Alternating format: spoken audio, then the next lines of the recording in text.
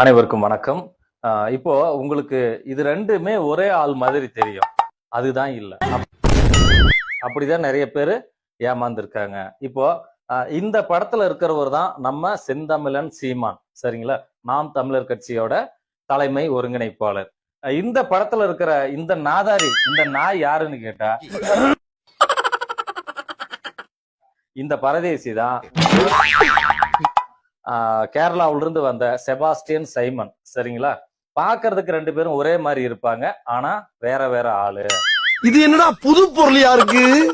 ரெண்டு பேரும் ஒரே மாதிரி இருக்கிறதுனால என்ன நேத்து ஒண்ணு பேசுறாரு, இன்னைக்கு ஒண்ணு பேசுறாரு அப்படின்னு மக்கள் எல்லாம் குழம்பிடுறாங்க. ரொம்ப இடைவெளி எல்லாம் கிடையாது. வெறும் 3 மாசம்.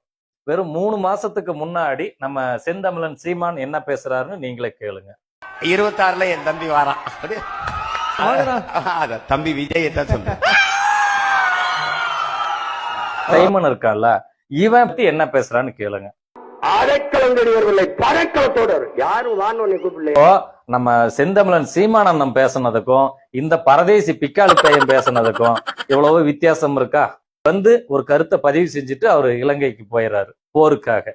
ஆனா இந்த செபாஸ்டியன் சைமன் இருக்கால, இவன் கேரளாவில தான் இருக்கான். ஓடி வந்துடுறான், அடிக்கடி ஓடி வந்து அவர் என்ன பேசிட்டு போனாரோ அதை அப்படியே மாத்தி இவன் பேசுவான்.